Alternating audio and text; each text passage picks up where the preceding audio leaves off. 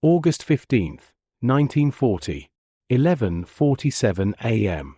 20,000 feet above the North Sea, approaching the English coast. Hauptmann Werner Restemeyer adjusts his oxygen mask and scans the endless blue horizon ahead. Below his Messerschmitt Bf 110, 72 Heinkel He 111 bombers drone forward in tight formation, their grey-green camouflage stark against the glittering water. The heavy bombers are loaded with high-explosive ordnance destined for RAF Driffield A fighter station that intelligence assures him will be caught completely off guard. This is Restemeyer's 9th mission over England in 2 weeks, and he's learned to trust the Luftwaffe's superior intelligence apparatus. The British, according to every briefing he's attended, are fighting blind.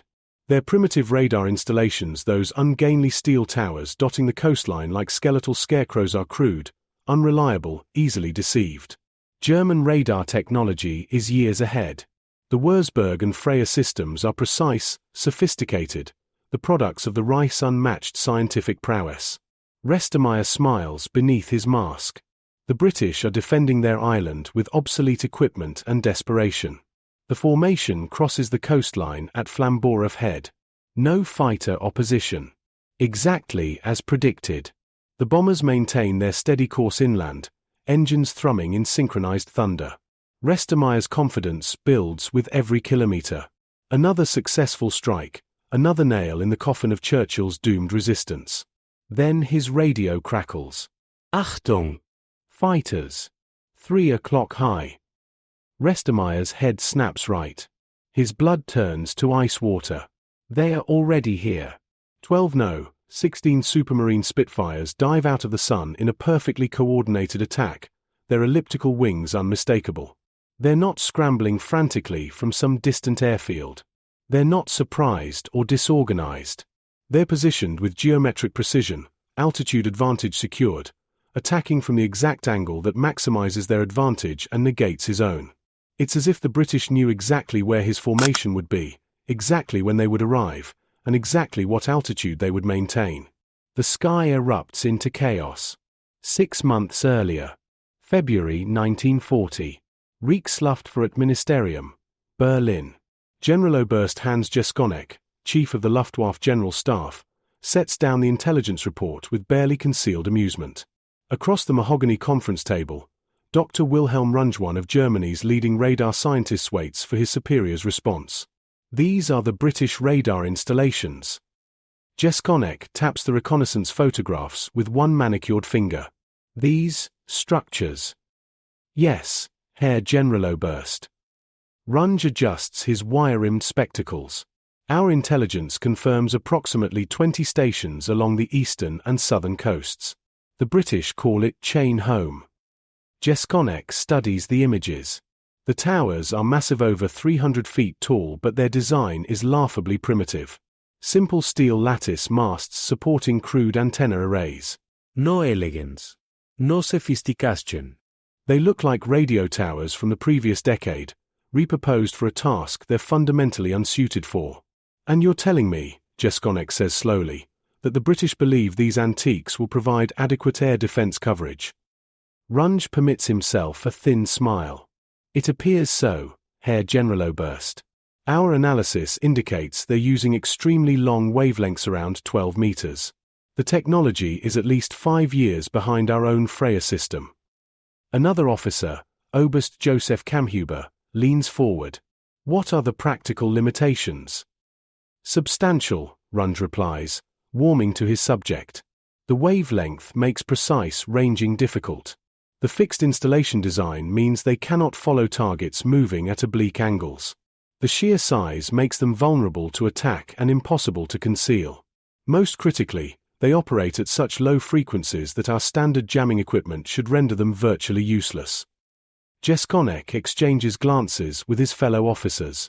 The room fills with the quiet confidence of men who know they possess overwhelming technological superiority. The British have always been clever with improvisation, Kamhuber observes. Shouldn't we at least dash? Clever improvisation is not the same as scientific excellence, Jeschonnek interrupts. Dr. Runge, how does our Würzburg system compare? Runge straightens with professional pride. The Würzburg operates at 53 centimeters, far more precise. It can track individual aircraft with accuracy down to a few dozen meters. Our Freya early warning system, while using longer waves, is still vastly superior to anything the British have fielded. Both systems are mobile, making them far more tactically flexible than these fixed British installations. Then our advantages are clear, Jeschonnek declares. He stands, signaling the meeting's end.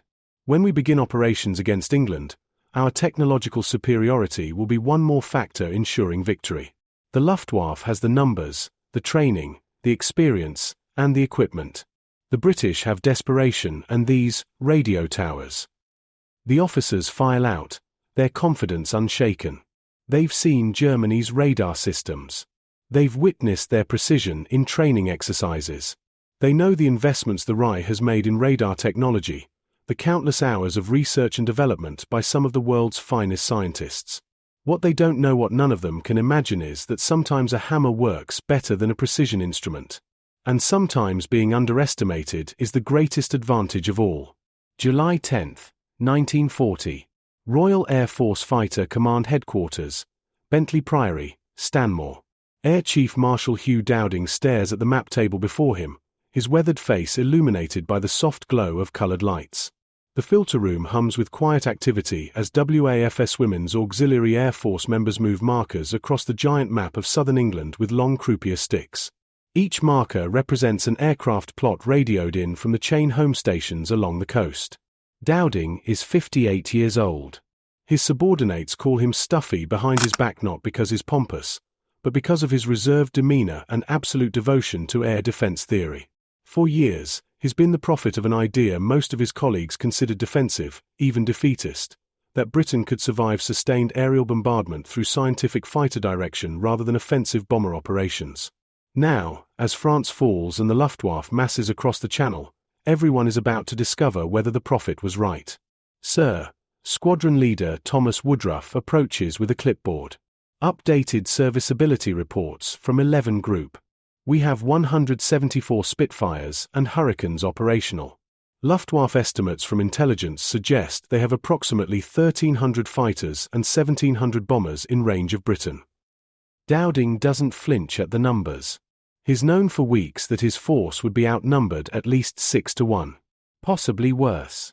And the chain home network, he asks quietly. All 21 stations operational, sir. Coverage extends from the Shetlands to Land's End.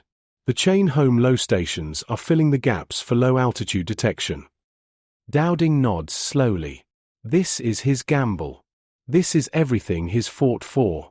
Most air forces in 1940 operate on the principle of standing patrols, fighters continuously airborne, flying predetermined routes, hoping to spot enemy formations. It's how air defense worked in the last war. It's how it still works in most of the world. But it's catastrophically inefficient. Fighters spend precious fuel and flight hours seeing nothing. Pilots exhaust themselves on empty patrols. And when the enemy finally arrives, they're in the wrong place at the wrong altitude at the wrong time. Dowding has built something different. Something revolutionary. The chain home towers that German intelligence dismisses as primitive are, in fact, the foundation of the world's first integrated air defense system. The stations detect enemy formations while they're still forming up over France. The plots are telephoned to Fighter Command headquarters and filtered to remove spurious contacts. The confirmed raids appear on the map table. Controllers calculate headings, altitudes, and probable targets.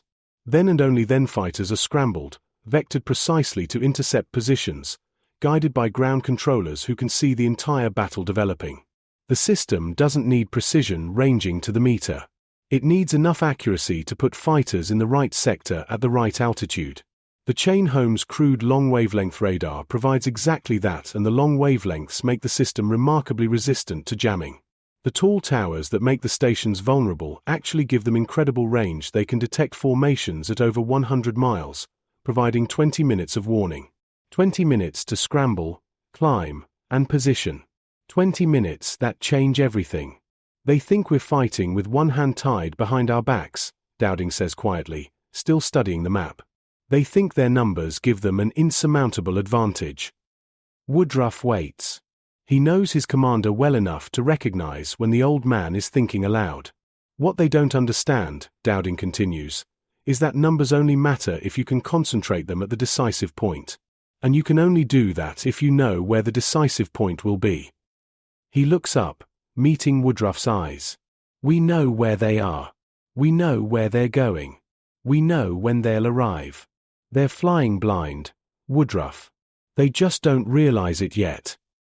And when they do realize it, sir. A ghost of a smile crosses Dowding's face. By then it will be too late. Back over the North Sea, Hauptmann Restemeyer's carefully planned mission has descended into a maelstrom of tracer fire and burning aircraft. The Spitfires hit the formation like wolves among sheep, their 8 machine guns ripping through bomber fuselages with surgical precision. 3 Heinkels are already spiraling toward the water, trailing fire and smoke. Restemeyer's twin-engine Bf-110 is supposed to provide escort protection, but the Spitfires are faster, more maneuverable, and most importantly they chose exactly when and where to engage. His aircraft is a heavy fighter, deadly in the right circumstances but outclassed in a turning fight. The Spitfire pilots know this, exploit it ruthlessly. Brake left. Brake left. His wingman's voice is tight with panic. Restemeyer throws his aircraft into a steep bank, feeling the G-forces press him into his seat. Tracer rounds flash past his canopy, close enough that he can see individual bullets. His gunner is firing wildly at shapes that dance just beyond effective range. How did they know? The question hammers through his mind with every heartbeat. German intelligence said the British fighters would need at least 15 minutes to scramble after the coastal radar detected them. The formation was supposed to be inland, approaching the target, before meaningful opposition could be organized. Instead, the Spitfires were already airborne, already positioned, already waiting. It's as if the British can see through clouds and fog and distance. As if they have God's own view of the battlefield. Below him, another Heinkel breaks formation, one engine trailing black smoke. Its pilot is desperately trying to reach the coast, knowing that ditching in the North Sea means freezing death in minutes. The bomber loses altitude steadily, inexorably. It won't make land. Restemeyer's radio erupts with fragmented calls. Taking fire from dash needs support dash engines hit, going down dash. The RAF pilots press their attack with mechanical efficiency, their positioning and timing suggesting central coordination. They're not hunting randomly.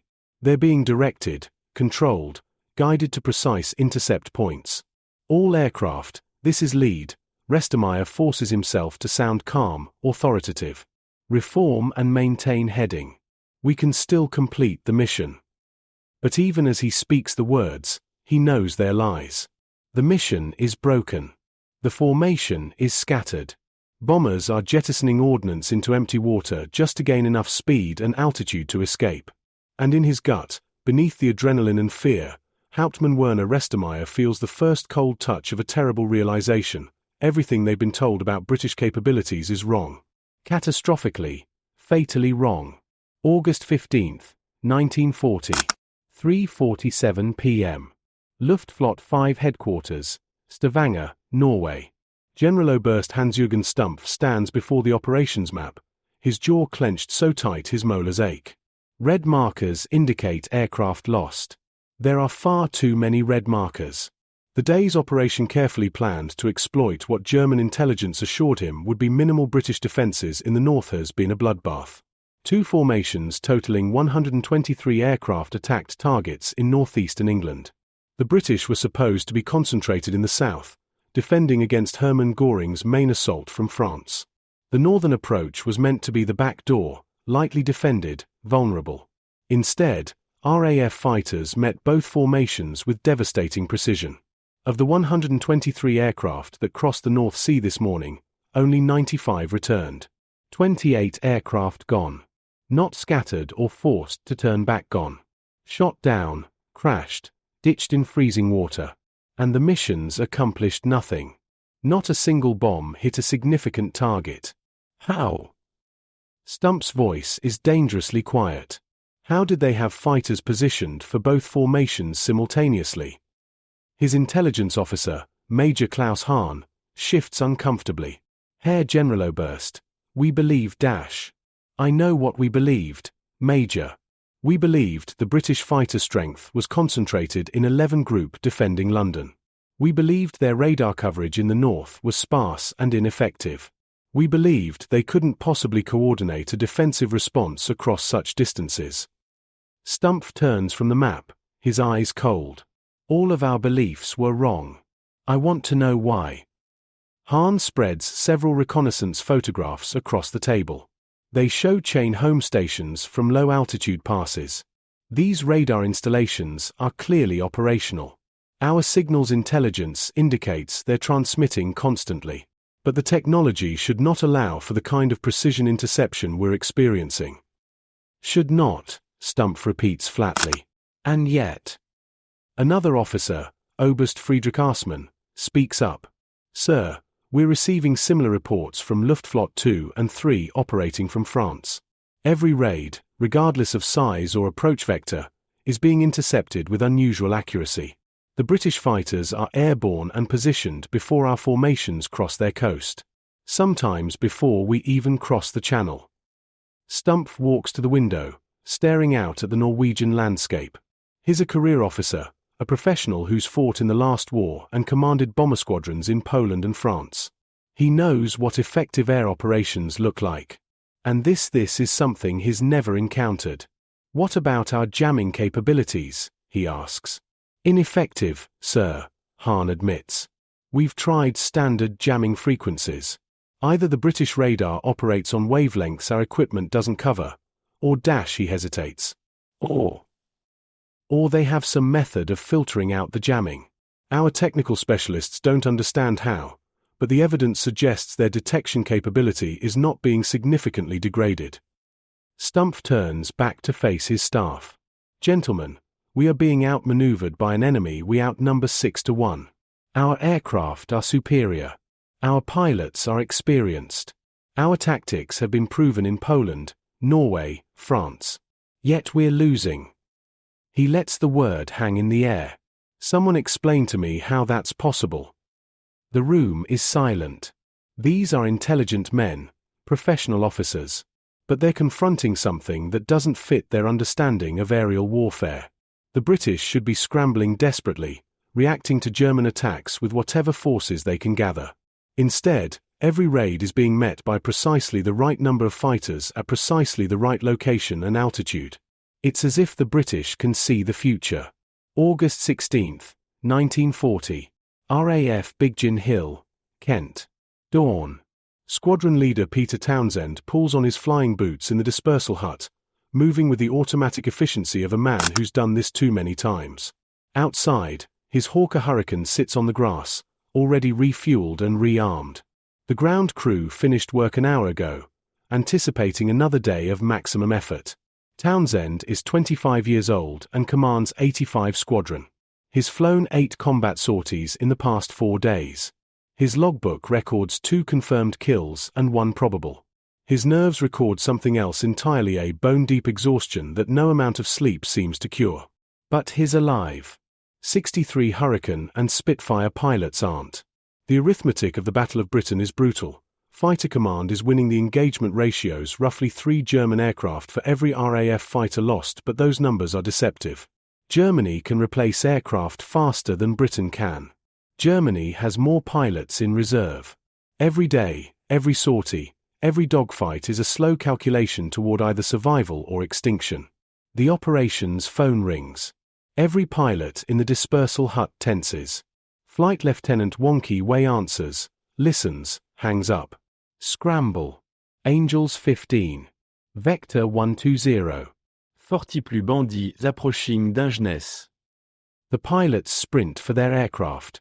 No guastid motion, no hesitation. Ground crew already have engines started. Townsend hauls himself into his cockpit, connects oxygen, radio, straps in. His rigger helps with the harness, slaps the fuselage twice. Give 'em hell, sir. Townsend's Hurricane rolls forward. 11 more follow. The squadron takes off in sections, climbing hard to the southeast. His radio crackles with vectors from Biggin Hill controller. Sapper leader, this is Sapper control. Bandits now 60+, Angels 12, heading 315. Estimata tirti bombers, tirti ficters. You have 4 minutes to intercept position. 4 minutes. Townsend does the mental arithmetic automatically now. The raid was detected while still forming over France. Chain Home picked them up at least 15 minutes ago. The plots were filtered, analyzed, and transmitted to group headquarters. The controller calculated the intercept geometry. Only then was 85 Squadron scrambled not as a desperate reaction, but as a carefully timed chess move. The Germans call it luck. The British call it science. Townsend spots them at 12,000 feet. A formation of Dornier Do 17 bombers in tight Vic formation, surrounded by Messerschmitt Bf 109 escorts. More fighters weave above, protecting the formation's vulnerable top.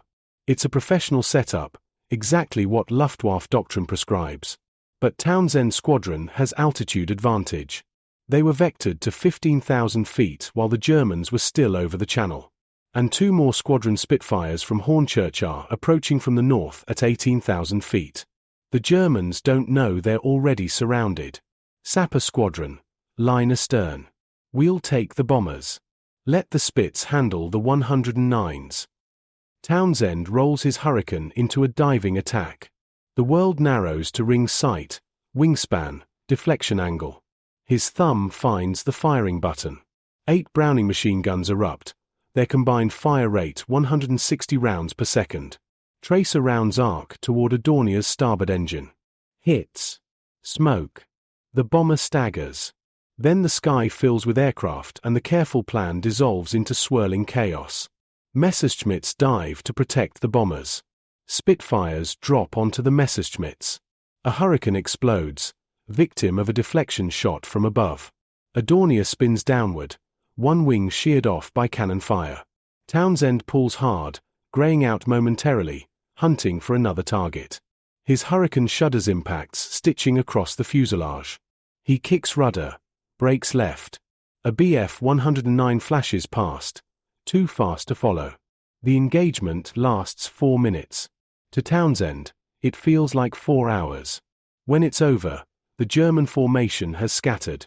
Some bombers jettison their ordnance over empty countryside and run for the coast. Others press on toward London, but their formation integrity is broken. They'll face more fighters over the city. The carefully planned raid has become a series of isolated aircraft trying desperately to survive. Sapper aircraft. This is control. Well done. Return to base, refuel and rearm. Another raid developing off Dover. Townsend toggles his radio. Sapper leader acknowledging. Squadron returning to base. His hands are shaking on the control stick. Adrenaline aftermath. It happens every time now. He forces himself to breathe slowly, steadily. 6 more hours of daylight. At least 2 more scrambles, probably 3. As his Hurricane crosses the Kent coast heading back to Big Gin Hill, Townsend allows himself a moment of genuine wonder. They're outnumbered. They're exhausted. They're losing pilots faster than the training schools can replace them. But they are winning.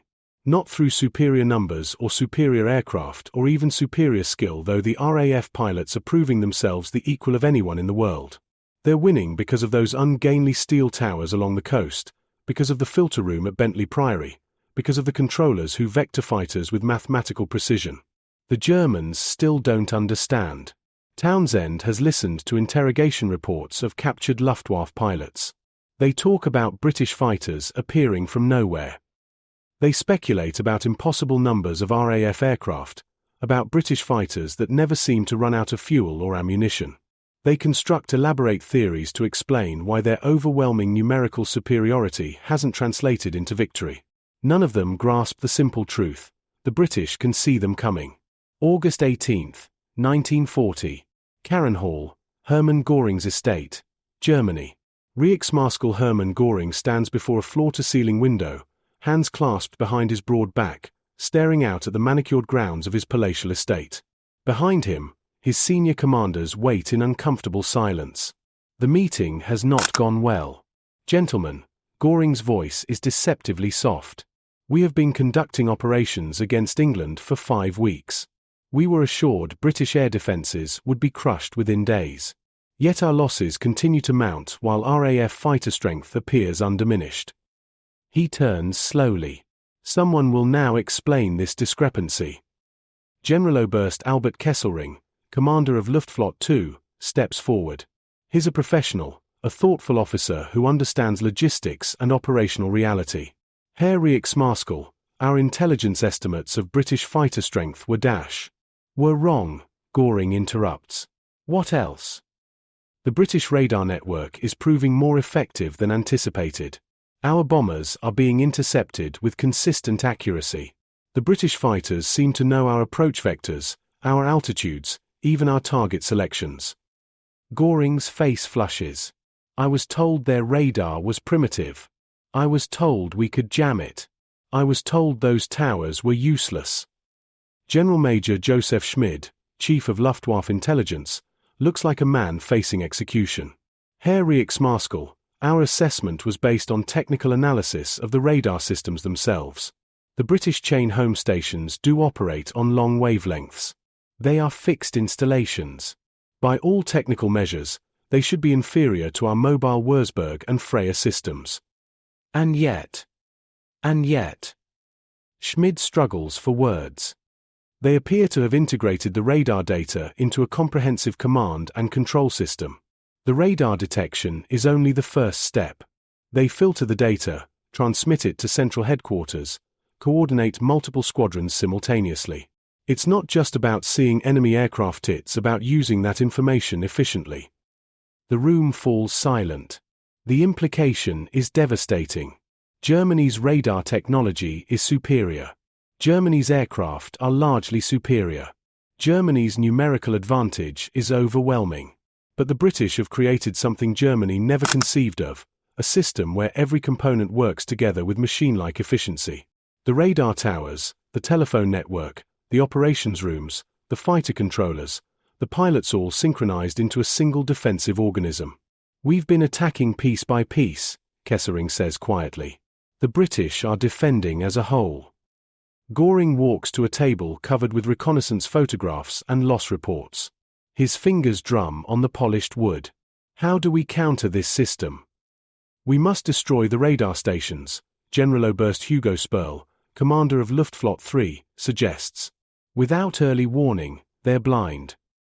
We've tried, Kesselring counters. The towers are difficult targets, mostly empty space, very hard to hit with bombs. And they are well defended. Any raid against them requires large fighter escort, which limits our operational flexibility. What about the operations centers? Someone asks. Destroy their headquarters, their communications. Schmid shakes his head. We don't know where most of them are. The British have hidden their command facilities. And even if we found them, they're dispersed. Destroying one wouldn't cripple the system. Goring slams his hand on the table. So you're telling me we're fighting an enemy we can't see, controlled by facilities we can't locate, using a system we can't break? No one answers. The silence is answer enough. Then we change tactics, Goring declares. If we cannot blind their system, we will overwhelm it. Larger raids. More bombers. Maximum fighter escort. We'll force them to commit their entire fighter force to defend London. Then we'll destroy them in the air. It's a gambler's solution, double down when losing. But Goring is fundamentally a gambler, a man who's built his career on bold strokes and the Führer's favor. Prepare plans for massive raids on London, he orders. Nothing less than 300 bombers per mission. We'll draw out every British fighter and annihilate them. Chain home can tell them we're coming, but it won't matter if we outnumber them 10-1. The officers exchange glances. They are professionals. They understand that throwing more aircraft at a problem isn't strategy, it's desperation. But no one contradicts the Reichsmarschall. August 24, 1940. Filter Room, RAF Fighter Command, Bentley Priory. Section Officer Vera Williams moves another raid marker across the map table, her long wooden stick precisely positioning the counter. Around her, 24 WAAFs work in choreographed silence, updating plots as reports flow in from chain home stations. Vera is 22 years old. 6 months ago she was studying mathematics at Cambridge. Now she's part of the most sophisticated air defense system ever created, one of the human processors in a machine that's keeping Britain alive. The map before her shows southeastern England and the Channel. Raid markers cluster over France-German formations assembling. The chain home stations have been tracking them for 20 minutes. 20 minutes is an eternity in air combat. Raid 47, now 60+, Angels 15, heading 330, she announces clearly. Her voice is calm, measured. She's learned not to think about the fact that each marker represents dozens of men who might kill or be killed in the next hour. Above the map table, in a soundproof viewing gallery, controllers from 11 groups study the developing picture. They're making calculations: raid size, heading, probable target, available squadrons, fuel states, climb rates. In 5 minutes they'll issue scramble orders. The fighters will take off, climb to altitude, and arrive at the intercept position within seconds of the bombers. The Germans still don't understand how this is possible. Vera has heard captured Luftwaffe officers being escorted through headquarters. They stare at the map table with expressions of stunned disbelief. Some refuse to believe it's real, insisting it must be an elaborate deception. But it's entirely real. And it's entirely unprecedented. Raid 47 splitting, another WAAF calls out. Now 2 formations, diverging headings. Vera tracks the change, moving markers smoothly. The Germans are learning, adapting. They've started splitting formations to divide British defences. Sometimes it works. More often it doesn't. Splitting forces means smaller formations, easier targets for concentrated fighter attacks. An hour later, the map tells the story. Raid 47's 2 components were intercepted by 3 squadrons each. One formation was turned back over the Channel. The other reached the outskirts of London but lost 8 bombers before being forced to retreat. 2 RAF fighters were lost. One pilot bailed out safely. The other is listed as missing.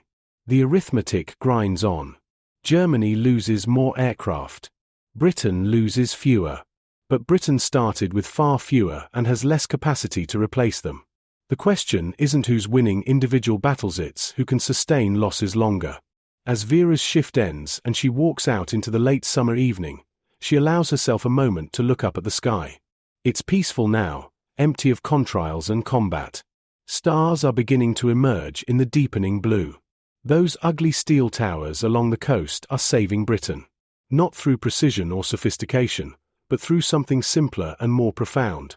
They provide enough warning, integrated with enough intelligence and communication, to make the impossible possible. A vastly outnumbered defense defeating a vastly superior attacking force. Because knowing where the enemy will be is worth more than having twice the numbers. The Germans built better radar. The British built a better system. And in war, the system matters more than the component. September 7, 1940. 4:30 p.m. 18,000 feet above the Thames estuary. Oberleutnant Franz von Werra banks his Messerschmitt Bf 109 in a lazy circle, watching the armada below him with something approaching awe. 348 bombers stretch across the sky in massive formations, Heinkels, Dorniers, and Junkers Ju-88s, their wings glinting in the afternoon sun. Above, below, and around them, 617 fighters provide escort. It's the largest single raid ever launched against Britain. Von Werra has flown 23 combat missions over England. His claimed 4 kills, earned the Iron Cross First Class, and developed a healthy respect for RAF pilots and their uncanny ability to appear exactly where German bombers are most vulnerable. But today, the sheer weight of numbers makes victory seem inevitable. How can they stop this? His wingman, Lieutenant Heinz Redlich, asks over the radio. Von Werra doesn't answer immediately. He's thinking about the briefings, about Göring's promise that this massive assault will finally break British fighter strength. The plan is simple: bomb London in overwhelming force, draw out every RAF fighter, and destroy them in a decisive air battle. It's a sound theory. In fact, it's the only theory that makes sense given the Luftwaffe's continued inability to suppress British air defences through any other means. The problem, the one that keeps von Werra awake some nights, is that the British have been defeating sound theories for 2 months now. Stay alert, he replies finally. They'll come. They cross the coast at Margate. Von Werra instinctively scans the sky above and behind, checking the blind spots, looking for the telltale glint of sunlight on canopy that announces attacking fighters. Nothing yet. The massive formation drones westward, following the Thames toward London. Von Werra checks his fuel gauge, calculates his remaining combat time. The 109's range is limited. He has perhaps 20 minutes over target before he'll need to turn for home. The bombers have longer endurance, but his job is to protect them during the most vulnerable phase. Minutes pass. The London docks come into view, sprawling industrial complexes lining the river. Still no fighters. Von Werra feels his chest tighten. This is wrong. By now, the British should have scrambled everything they have. Where are they? Then his radio erupts. Achtung! Fighters climbing from below. Von Werra looks down and his stomach drops. They're not coming from above, not diving from the sun with altitude advantage.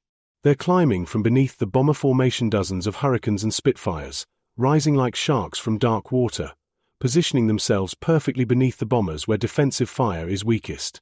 Worse, more fighters are approaching from the flanks at the same altitude, coordinating their attack to hit multiple points simultaneously. It's not a desperate scramble. It's a coordinated assault by fighters that were vectored to precise positions while the German formation was still over the channel. The British knew. They always know. The sky becomes a three-dimensional battlefield. Von Werra pushes his throttle forward and dives toward a Spitfire attacking the bomber stream. His 8 machine guns and 2 cannon stutter. Tracer rounds flash past the British fighter, which breaks hard left. Von Werra follows, but the Spitfire is turning inside his radius. He pulls up, climbing for altitude and speed. A Heinkel below him shudders under repeated strikes. Its starboard engine belches black smoke. The bomber drops out of formation, struggling to maintain altitude. 2 crew members bail out, their parachutes blossoming white against the darkening sky. Von Werra's radio is chaos. On my tail dash, taking fire dash, need support at dash. He shoots down one Hurricane, a good deflection shot that tears through the engine cowling. The British pilot bails out immediately, professionally. Von Werra has learned not to watch them fall. There's no satisfaction in it anymore, just grim arithmetic. But for every RAF fighter shot down, 2 more seem to appear. The British aren't throwing everything into one desperate defense. They re-rotating squadrons, maintaining constant pressure. Fresh fighters arrive as others withdraw to refuel and rearm. How? How do they have this many aircraft? How are they coordinating so many squadrons simultaneously? The raid presses on toward London. Some bombers reach their targets and release ordnance. Explosions blossom across the docks, warehouses, and residential areas. The destruction is real, significant, terrible. But the cost is catastrophic. Von Werra's formation, the fighters from his Jagdgeschwader, started with 29 aircraft. By the time he turns for home, fuel gauge warning red, only 23 remain. And the bombers suffered far worse. The sky behind him is dotted with parachutes and smoke trails marking falling aircraft. As he crosses back over the channel, Von Werra does the mental arithmetic that every Luftwaffe pilot has learned to dread. The Luftwaffe can sustain these losses for perhaps 2 more weeks. Maybe 3.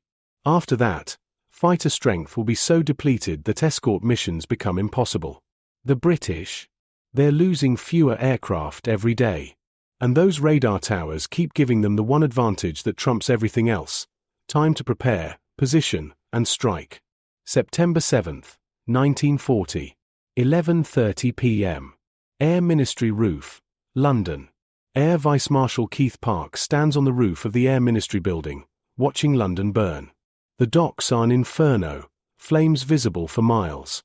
The smoke column rises thousands of feet, visible even in darkness, illuminated by the fires below. Park commands 11 Group the RAF squadrons defending southeastern England and London. For 2 months, his pilots have been fighting outnumbered, exhausted, pushed to the breaking point. He's lost 231 pilots killed or missing. Another 171 are wounded, many too seriously to return to combat. The training schools can't replace them fast enough. New pilots arrive with 30 hours in type, barely enough to take off and land safely, certainly not enough to survive against experienced Luftwaffe fighters. Park gives them to experienced squadron commanders with instructions to keep them alive for their first 5 missions. If they survive 5, they might survive 50. But tonight, watching London burn, Park feels something he hasn't felt in weeks: hope. "They've made a mistake," he says quietly. Air Chief Marshal Dowding stands beside him, hands clasped behind his back. Goring. He's switched from attacking our airfields to bombing London. Park gestures toward the fires. "It's terrible for the city, terrible for civilian morale. But it gives our airfields time to repair. It gives us time to rebuild squadron strength." Dowding nods slowly, and it concentrates his attacks on a single, predictable target. "Exactly." Park pulls out a cigarette, lights it. His hands are steady, the hands of a man who's flown combat in the last war and commanded fighter squadrons in this one. "For 2 months, we've been defending everything: airfields, ports, factories, radar stations. We've had to spread our fighters across the entire southeastern coast, never knowing where the main blow would fall. Now we know," Dowding finishes. "London. Every raid will come to London. And chain home will give us 20 minutes warning. Every time." Park draws on his cigarette. "We can stack our squadrons at different altitudes. We can time our attacks for maximum effect. We can rotate squadrons to maintain constant pressure." Below them, anti-aircraft guns bark at German bombers. Searchlights sweep the darkness.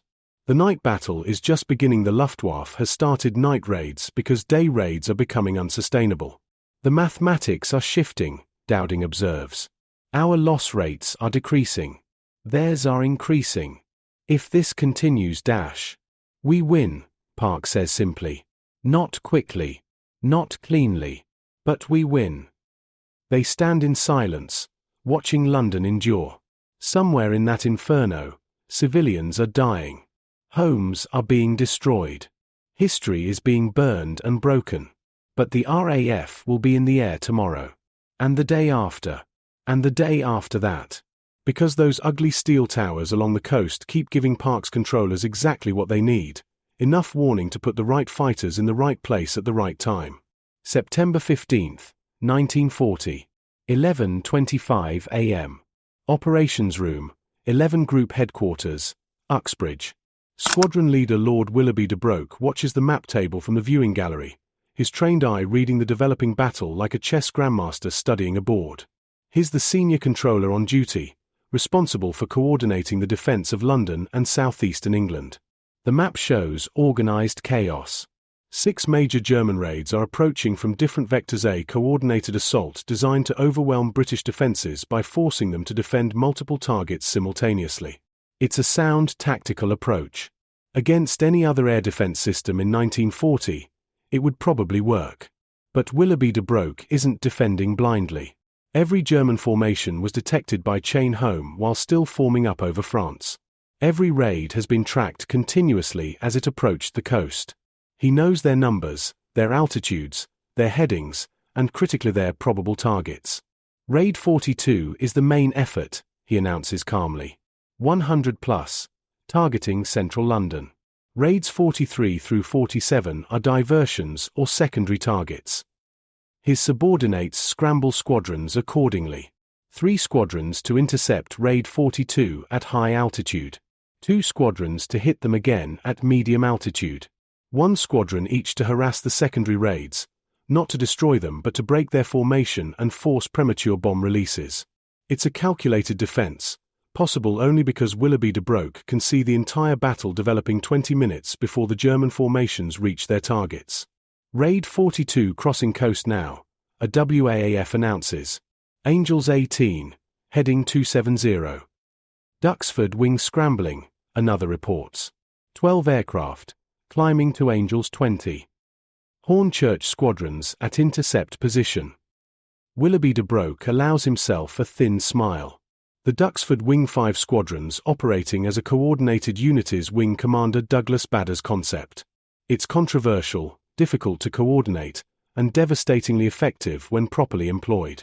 Today, with 20 minutes of warning and precise raid data from Chain Home, the conditions are perfect. He watches the markers move across the map. The Hurricanes from Hornchurch hit first, diving through the German fighter escort to savage the bomber formation. The bombers scatter, their tight defensive boxes broken. Then the Duxford wing arrive 60 Hurricanes and Spitfires in a massive formation that smashes into the already disrupted German raid like a sledgehammer. German bomber crews who survive will report being attacked by hundreds of British fighters. They're not wrong in spirit. The coordinated arrival of multiple squadrons creates the impression of overwhelming numbers, even though the British are still outnumbered overall. Raid 42 breaking up, the WAAF reports. Multiple sections turning back. Raids 43 and 44 jettisoning ordnance over Kent. Raid 47 bombed secondary target, turning for home. Willoughby de Broke nods. Not a perfect defense. Some bombers reached London and dropped their loads, but a successful one. The German formations were disrupted, scattered, and forced to abort before reaching their primary targets. More importantly, the RAF squadrons rotated through the battle, maintaining constant pressure without exhausting any single unit. It's the kind of coordinated defense that's only possible with comprehensive situational awareness. The kind that Chain Home provides. September 15, 1940.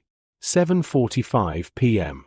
Luftflotte 2 Headquarters, France. Generaloberst Albert Kesselring stares at the loss reports with the expression of a man watching his career disintegrate. Today's operations 2 major raids involving nearly 500 aircraft cost the Luftwaffe 56 aircraft destroyed and another 34 damaged beyond immediate repair. The RAF lost 26 fighters. 13 pilots were killed. Most of the surviving pilots bailed out over friendly territory and will return to combat within days. The mathematics are unsustainable. We cannot continue, Kesselring says quietly. His staff officers exchange uncomfortable glances.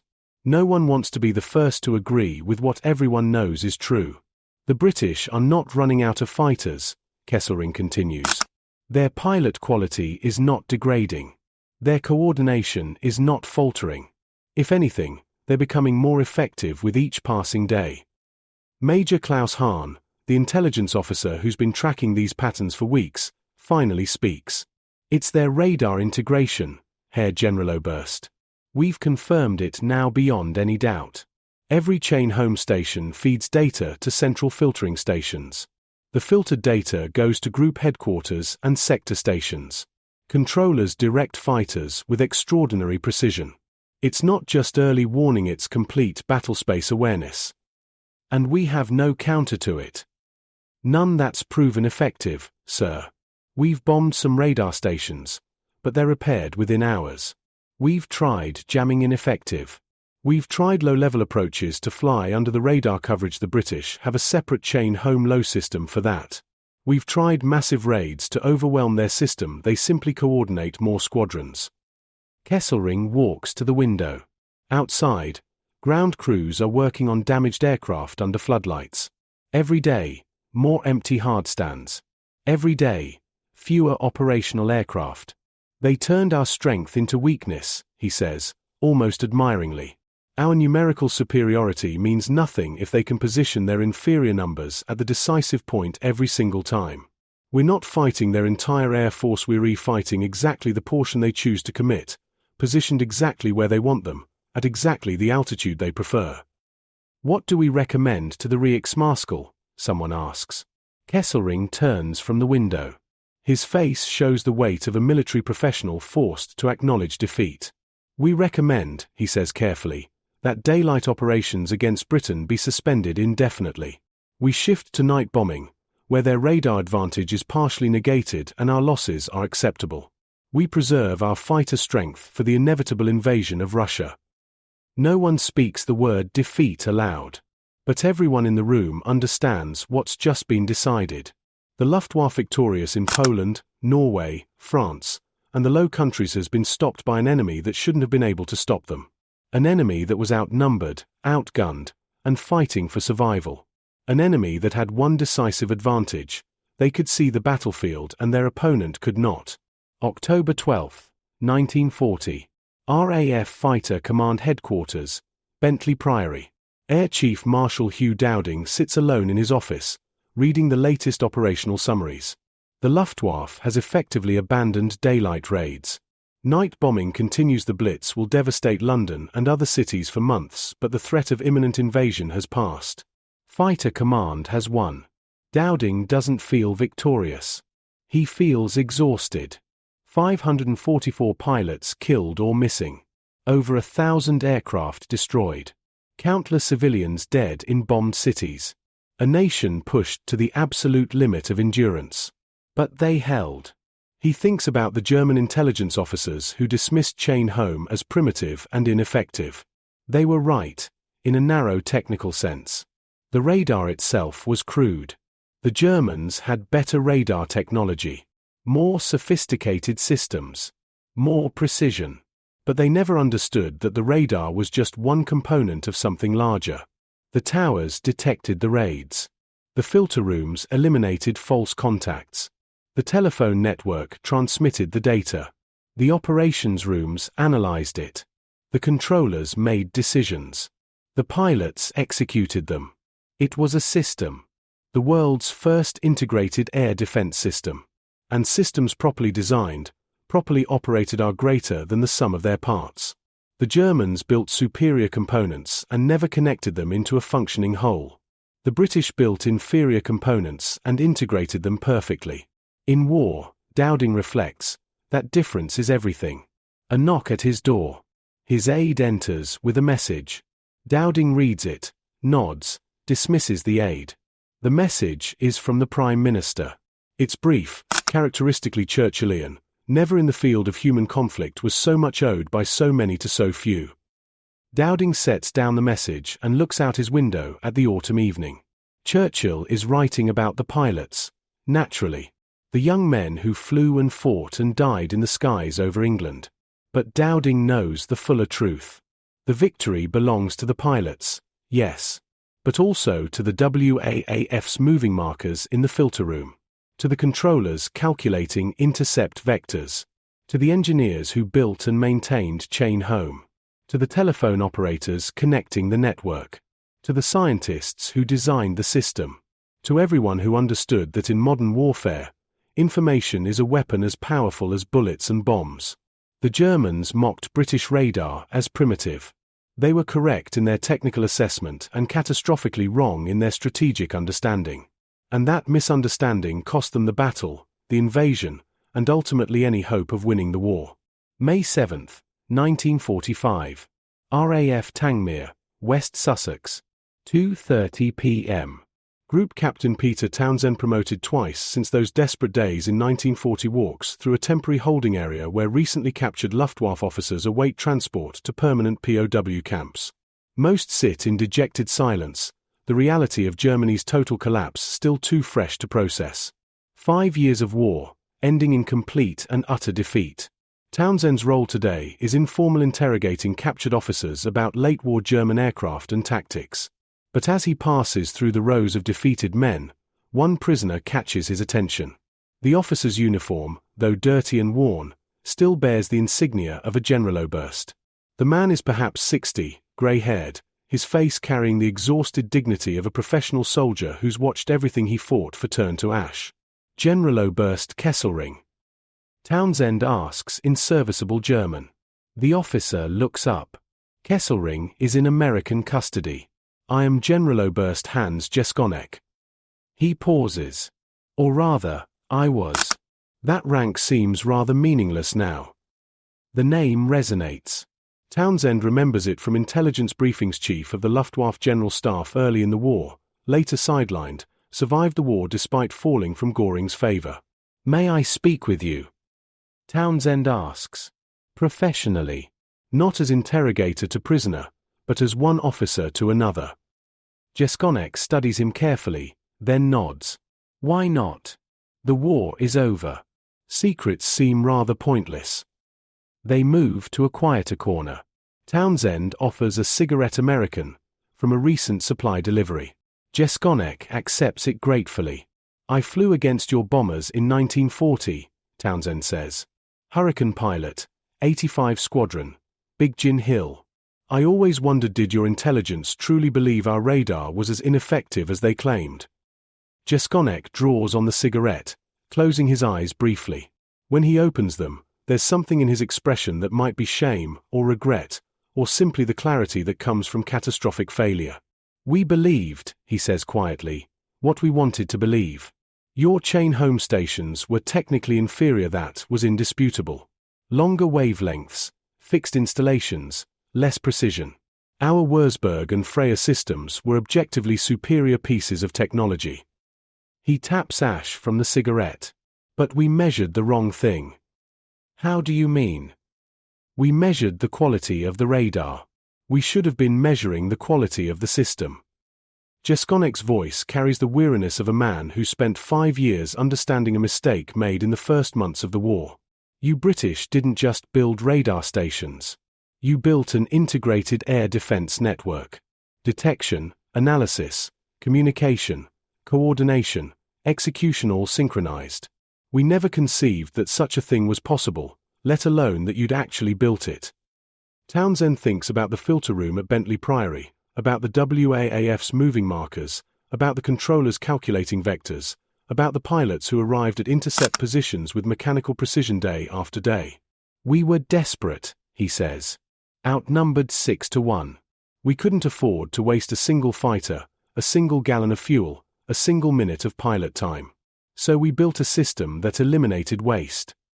Necessity, Jeschonnek agrees. You were forced to innovate because you had no alternative. We had overwhelming strength, so we never questioned whether we were using that strength efficiently. He looks out across the airfield where a handful of captured Luftwaffe aircraft sit, stripped of swastikas, marked with RAF roundels. Do you know what I remember most clearly from those early briefings in 1940? The laughter. Laughter. When our intelligence officers showed us photographs of chain home stations. Those enormous towers, so crude, so visible, so primitive. Our technical experts literally laughed. They calculated jamming frequencies. They discussed how easily the towers could be bombed. They compared the British system to our own elegant, mobile, sophisticated radars. Jeschonnek's voice hardens. They never asked the question that mattered. Does it work?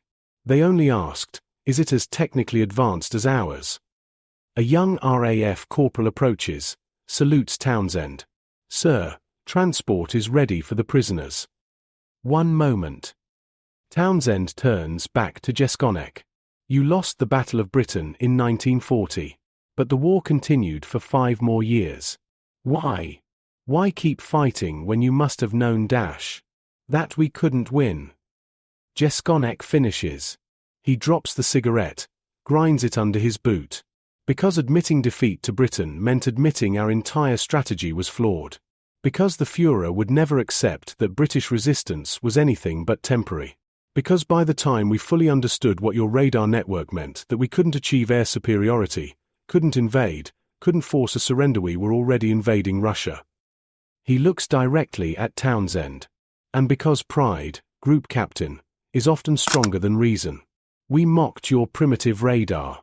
How could we then admit that your primitive system had defeated our technologically superior air force? The corporal clears his throat politely. Time is up. Townsend extends his hand. After a moment, Jeschonnek shakes it. For what it's worth, Townsend says, your pilots were brave, professional, worthy opponents. As were yours, Jeschonnek replies. Though I think your real advantage wasn't bravery. It was humility, the humility to build an imperfect system that worked rather than a perfect system that didn't. September 15, 1945. Imperial War Museum, London. The exhibition opens to a crowd of dignitaries, veterans, and journalists. The Battle of Britain, How Britain Survived reads the banner above the entrance. Inside, carefully curated displays tell the story of summer 1940, the desperate days when invasion seemed inevitable and Britain's survival hung by the thread of a few hundred young pilots and their aircraft. Air Chief Marshal Hugh Dowding, retired now, stands before a large photograph of a chain home radar station. The towers look exactly as ungainly and crude as they did 5 years ago. But now they're labeled the technology that saved Britain. A young reporter approaches, notebook ready. Sir Hugh, historians are calling the Battle of Britain the first decisive battle won by radar. Do you agree? Dowding considers the question with the same methodical care he brought to building Fighter Command. Radar was essential, he says finally. But it was never about the radar alone. It was about building a system where every component radar, communications, analysis, command, execution worked together seamlessly. But surely the radar technology itself was inferior to German radar, Dowding interrupts gently. Ask any technical expert from 1940. German radar was more precise, more sophisticated, more advanced. They had every reason to mock our chain home system as primitive. He gestures at the photograph. But they confused technical sophistication with operational effectiveness. They built better radar and never integrated it into their operations. We built adequate radar and integrated it into everything. The reporter scribbles notes. What would you say to those who claim Britain simply had better pilots? Our pilots were magnificent, Dowding says, and his voice carries genuine emotion. Brave beyond measure. Skilled beyond expectation. But courage and skill aren't enough when you're outnumbered 6-1. What chain home gave us what the entire integrated system gave us was the ability to use our limited resources with maximum efficiency. Every fighter was vectored to exactly where it needed to be. Every pilot knew his mission before he took off. Every engagement was coordinated with other squadrons. He pauses, looking at the photograph of the radar towers. The Germans, he continues, fought with individual brilliance but systemic blindness. They had more aircraft, better training, combat experience from multiple campaigns. But they were flying blind while we could see the entire battlefield. In the end, that made all the difference. Another voice interrupts Air Vice Marshal Keith Park, also retired, joining the conversation. I've spoken with captured Luftwaffe officers, Park says. Many still don't fully understand why they lost. They blame Goring's leadership, the switch to bombing London, insufficient fighter range. All valid factors. But they rarely mention radar because they never understood that what beat them wasn't a technology, it was a system. Do you think, the reporter asks, that the lessons of 1940 have broader implications? For future warfare, perhaps. Park and Dowding exchange glances.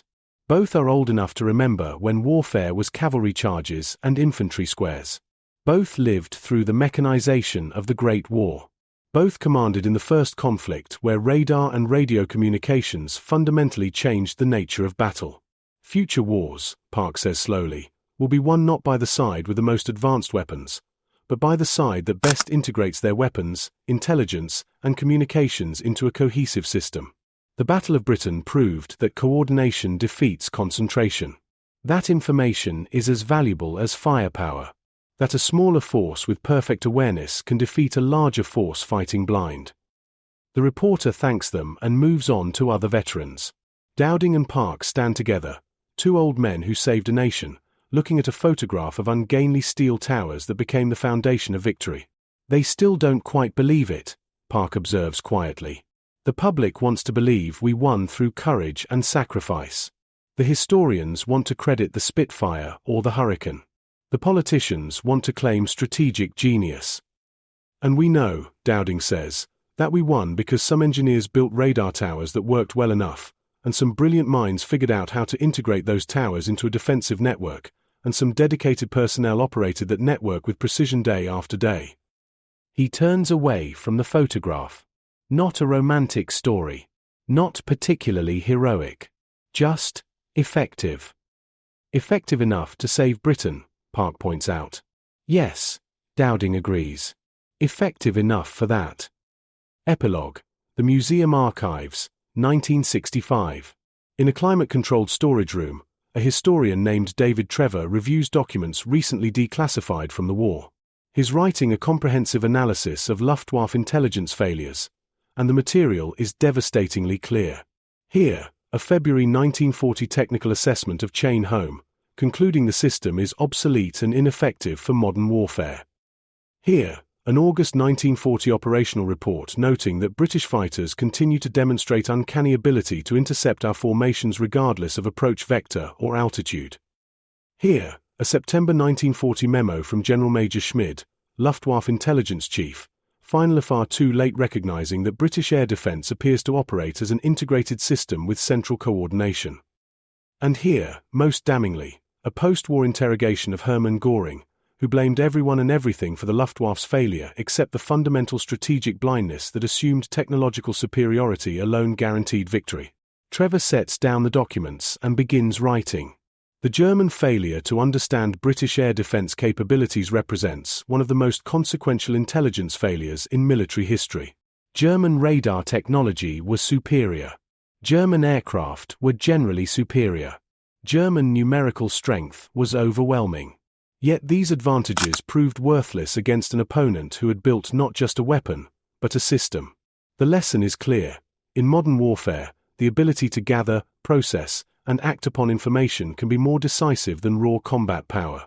The side that sees the battlefield clearly will defeat the side that possesses superior weapons but remains blind to enemy movements and intentions. The irony is profound. Nazi scientists, so confident in their technological superiority, were defeated by a system they considered primitive. They mocked chain homes, long wavelengths, and fixed installations. They never understood that those apparent weaknesses were actually strengths in the context of Britain's defensive strategy. The Battle of Britain was not won by superior technology. It was won by superior systems integration, superior operational coordination, and perhaps most importantly by the intellectual humility to build something that worked rather than something that was perfect. Trevor pauses, then adds a final note. One wonders how many other conflicts, how many other failures, stem from the same arrogance, the belief that technical sophistication automatically translates to operational effectiveness. The Germans learned this lesson at enormous cost. Whether future powers will learn from their example remains to be seen. He closes the folder and files it carefully. The documents will sit in archives for decades more, studied by military historians and strategists, cited in papers and books, referenced in debates about defense policy and systems integration. But the fundamental truth remains simple. In the summer of 1940, Nazi Germany possessed superior radar technology, superior aircraft, and overwhelming numerical advantage. They mocked British radar as primitive and ineffective. And they lost the Battle of Britain because they never understood that primitive technology, properly integrated into an effective system, will always defeat sophisticated technology used in isolation. The Germans built better components. The British built a better system. And in war, as in so much else, the whole is far greater than the sum of the parts, especially when the other side refuses to see beyond the parts to understand the whole. The ungainly steel towers along Britain's coast mocked, dismissed, underestimated became the foundation upon which the entire course of the Second World War turned. Not through technological brilliance, but through systematic integration. Not through perfection, but through effectiveness. Not because they were the best, but because they were good enough, used well enough, at exactly the moment when good enough made all the difference.